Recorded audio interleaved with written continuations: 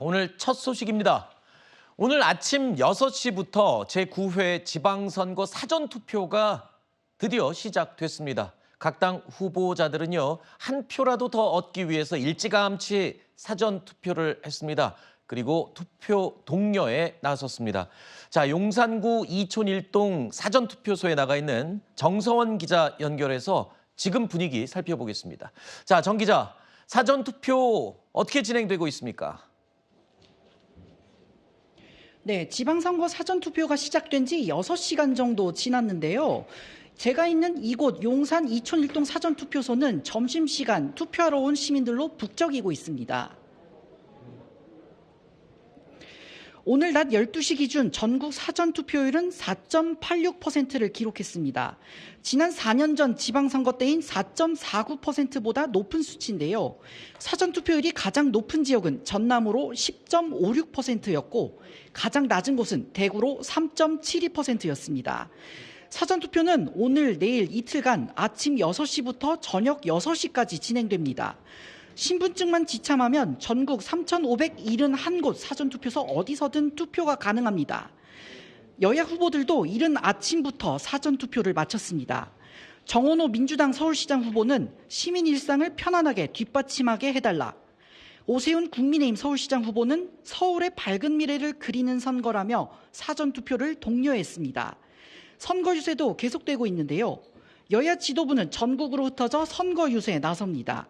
민주당은 서울과 경기, 충남 서부권을, 국민의힘은 세종과 경기 지역을 찾아 지지를 호소할 예정입니다.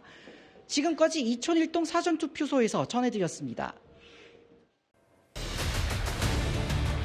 네, 6.3 지방선거와 국회의원 재보궐선거 사전투표가 내일부터 이틀간 전국에서 실시됩니다. 선거의 투명성을 높이기 위해서 이번에는 투명한 투표함이 처음으로 도입됐습니다. 부정선거 음모론에 어느 정도 인정하는 윤석열 전 대통령조차 모든 선거에서 사전투표하셨습니다. 여러분, 사전투표에 나서 주십시오. 이제 내일이 사전투표지 않습니까? 큰 틀에서 선거운동에 우리 당원들이 적극적으로 좀 참여해 주십사 부탁드립니다. 이게 쉬운 선거가 없습니다. 모이자, 투표하자, 사전투표 꼭 해주시기 바랍니다. 사전투표에 대해서는 걱정하시는 일이 없도록 전 과정을 꼼꼼히 살피고 점검하겠습니다. 안심하고 국민의힘 후보에게 소중한 한 표를 보내주십시오. 네, 아직도 사전투표 못 믿겠다 하는 분들이 있다 보니까 선관위에서 정확히 말씀을 드리면요. 사전투표함 받침대를 이렇게 투명하게 만들어서 공개를 했습니다. 최진문 교수님, 네. 뭐 일단 받침대도 투명해진 것 같고 뭐 CCTV도 24시간 공개를 한다고 하더라고요. 네, 맞습니다. 저기 받침대라는 게 뭐냐면요. 보통 사전투표함은 행랑 형식으로 돼 있습니다. 네. 천으로 돼 있어요. 천으로 돼 있다 보니까 정사각형이나 이렇게 직사각형으로 만들 수가 없잖아요. 그러니까 투표가 많이 들어가면 용량은 불러날 수도 있고 줄을 수도 있고 이런 거 아니겠어요? 그걸 지지하기 위해서 지금 화면에 나오고 있는 것처럼 플라스틱으로 돼 있는 받침대를 사용합니다. 지금까지는 받침대가 불투명하게 돼 있었어요.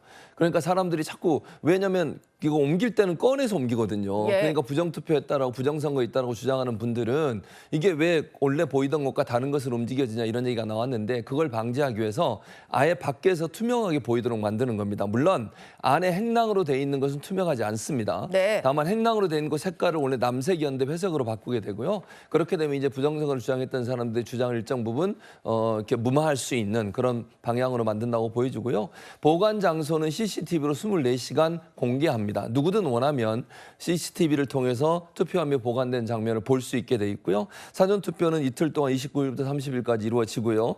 여권, 운전면허증, 주민등록증 등 신분증을 가지고 가시면 투표가 가능하고요. 보통은 이 지역 유권자들은 투표용지 7장을 받으시고요. 네. 세종과 제주 같은 경우는 4장씩 받습니다. 그리고 국회의원 재보궐선거가 치러드는 지역 유권자들은 투표용지 1장을 더 받으니까 정확하게 숫자 잘 보시고 꼼꼼하게 잘 표기하시고 집어내야 될 것으로 생각이 됩니다. 예.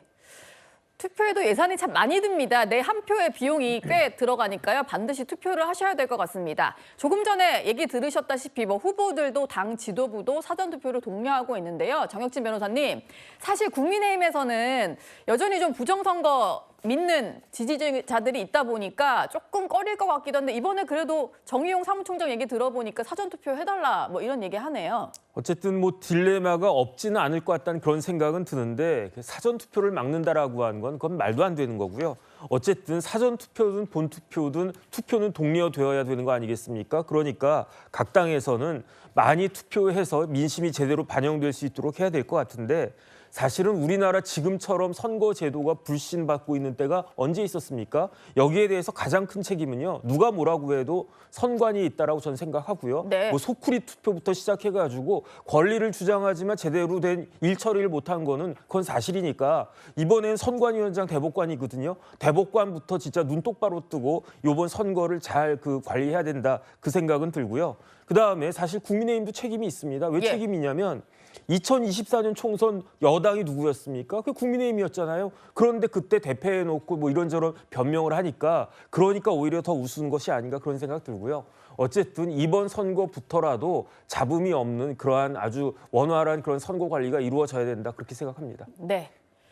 부실 선거 관리는 없어야 될 것 같습니다. 그리고 유권자 여러분들은 반드시 투표하시기 바라겠습니다.